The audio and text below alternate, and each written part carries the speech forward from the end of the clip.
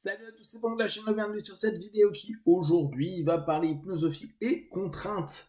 Les contraintes que l'on se met nous-mêmes dans notre tête, alors qu'aujourd'hui par exemple, avec ce que l'on est en train de vivre, avec ce confinement, des contraintes on peut en recevoir à longueur de temps. Ce qui est intéressant, c'est de revenir sur cet élément dont je vous ai parlé il y a quelques jours, notre capacité et notre possibilité de nous rendre un petit peu plus flexibles, d'être un petit peu moins rigide dans notre façon de percevoir ou de vivre les choses. C'est vrai que on a énormément de contraintes de par le quotidien, de par déjà notre physique. On a des contraintes alimentaires, on a des contraintes d'hygiène, on a des contraintes médicales, on a des contraintes, ne serait-ce qu'une des plus simples, hein, on doit respirer, avoir de l'oxygène pour continuer à vivre, on doit boire, on doit faire attention à son alimentation, à l'ensemble de différentes choses qui interviennent avec juste notre corps physique. Euh, on se rend bien compte que les contraintes sont intrinsèques à l'humain, c'est-à-dire qu'on ne peut pas on ne peut pas avoir une vie sans contraintes. D'ailleurs, c'est très intéressant parce que si on regarde les énéagrammes, on va avoir par exemple des personnes qui vont faire du 7, ou très souvent on les vend comme étant des personnes qui vont éviter la contrainte. Néanmoins, dans quelque chose d'hyper factuel, c'est pas possible. Il y a toujours une contrainte. On est toujours contraint de quelque chose. Et il y a des choses qui sont tellement naturelles, normales, qu'aujourd'hui on n'estime même plus que c'est une contrainte, alors que c'en est une d'une certaine façon. Je dois aller à mon boulot, je dois m'occuper de ma famille, je dois payer mes impôts, je dois payer tout simplement pour avoir un bien. J'ai plein d'éléments qui font que ça me contraint. Euh, Ce qui est aussi très intéressant, c'est si on observe les mouvements alternatifs qui disent mais non, mais tout ça, c'est un système à la con. On va aller au-delà de toutes ces contraintes et on va vivre différemment. Sauf que là encore, il va y avoir des règles et des codes, et même dans des mouvements dits anarchistes, pardon, euh, on va avoir au bout d'un moment une notion pyramidale qui ramène des règles, des normes, des lois, qui ramènera de la contrainte. Donc la notion de contrainte, elle est difficilement écartable de notre vie, et il est super intéressant d'observer là, maintenant qu'on a une contrainte importante, qu'est-ce que ça crée à l'intérieur de nous? Qu'est-ce que ça crée le fait que je sois contraint par un gouvernement, un pays? Nous, alors, pour la plupart d'entre nous, et vu les stats qu'il y a sur mon YouTube, on n'a pas vécu du tout de guerre. Donc, on n'a pas connu cette contrainte liée malheureusement à un état de conflit avec tout ce que ça implique, outre déjà d'aller au combat, et puis après les couvre-feux, après les contraintes de manque, etc. Là, on se retrouve dans ce que le président lui va appeler une guerre.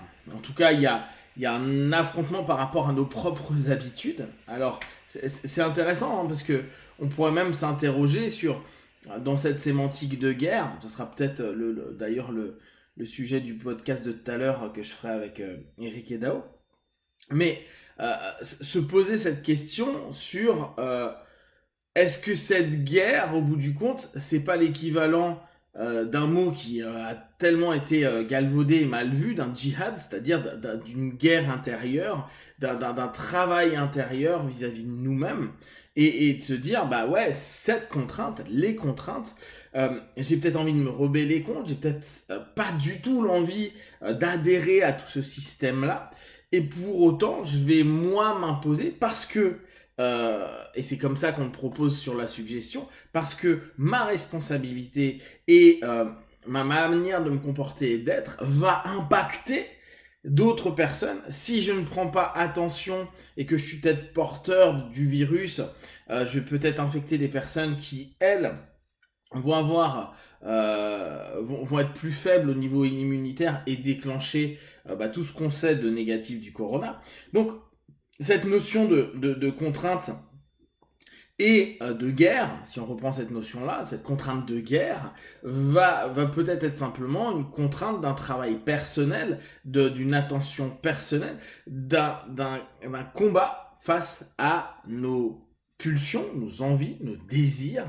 Et si on reprend le modèle freudien, moi, ça, surmoi, en gros, développer un surmoi qui arrive une fois de plus à gérer le ça, la pulsion, et éviter qu'on parte simplement sur ces notions de j'en ai rien à battre, je fais ce que je veux.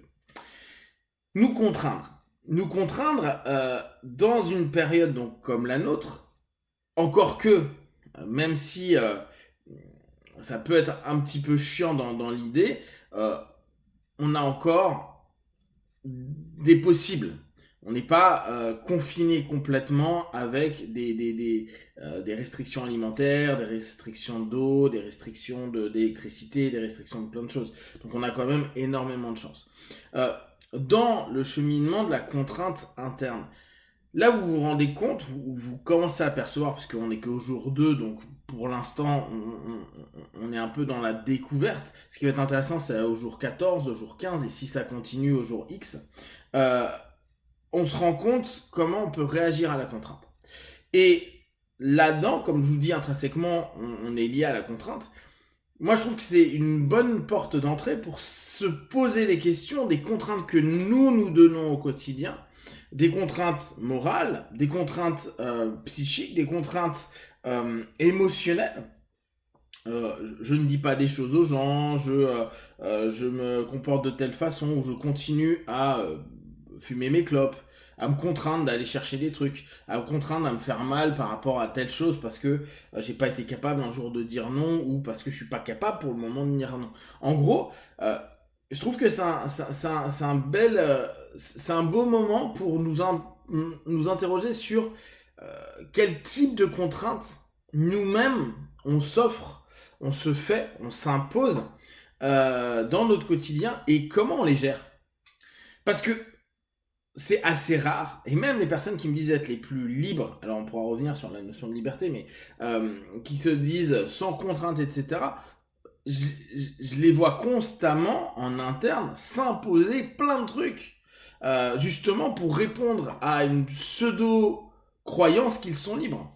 Donc, ce qui peut être intéressant, c'est de se dire comment vous gérez la contrainte à l'intérieur de vous. Comment vous créez, vous gérez ce conflit, cette guerre, j'exagère le mot, hein, cette pression qui est en vous, qui va être pulsionnelle et qui dit ça, il faut que je le fasse, j'ai trop envie.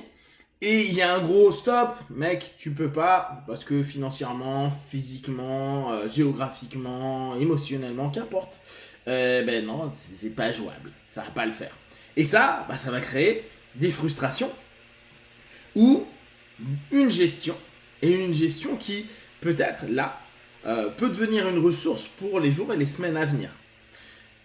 Dans la PNL, dans l'hypnose, on est beaucoup dans la recherche des ressources. C'est-à-dire que vous avez une capacité, au travers des différents patterns, modèles et cheminements internes, de gérer les différentes choses qui vous arrivent dans la vie, parce que vous avez déjà des solutions préétablies, qui ne sont pas forcément utilisées dans le même cadre, mais qui, au bout du compte, si on cherche un petit peu et on grappille, on se dit « Ah, mais ça, j'ai cette capacité ».